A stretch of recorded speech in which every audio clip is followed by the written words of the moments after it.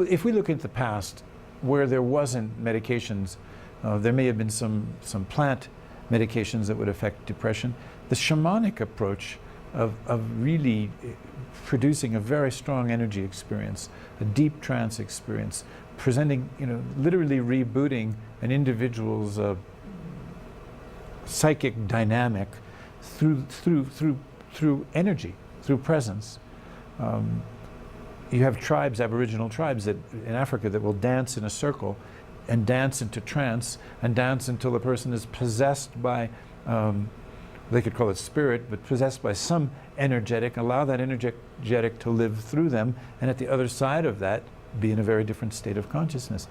So we use methodologies that we had available to us in the past. Now we have shock therapy, which can work sometimes. We have chemicals that can work sometimes.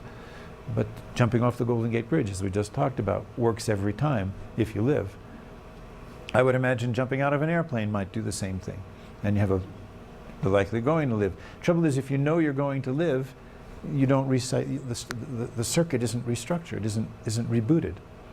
So this notion of rebooting, which comes from computers, is an interesting thing to apply to a person. I did that in my work. These retreats that I've done for 30 years. If you take 20 people, 30 people, 80 people for 10 days, you include in that lots of movement, lots of dancing, breath meditation, you sweat lodge. I've been doing sweat lodges for 30 years. Some very intense bioenergetic rituals, silence, fasting.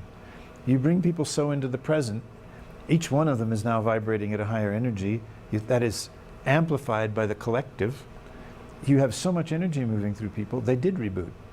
And they rebooted with a very, very low incidence of psychosis.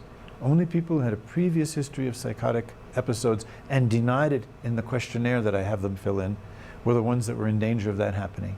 Or people that didn't follow directions, like starting to eat again after the fast and couldn't ground the level of energy going through them. But I saw spontaneous remission of scleroderma, pancreatic cancer, metastatic liver cancer, many forms of cancer, knee injuries, pain, all kinds of things in these people, plus complete reawakening of creativity, whole new direction for their lives. They got rebooted. Rick Chaffee, who was an Olympic skier for the US in the 60s, was in one of the seminars, said at a certain point he was crying. He said, I have so much energy in my hands. The last time I had this kind of energy in my hands was in the starting gate for the giant slalom in the Olympics. He said, I never thought I was going to ever live at this depth again. And he had been doing corporate consulting and motivational speaking, and he became a minister. After that, he transitioned in the early 70s into being a minister because he wanted to serve people in a different way.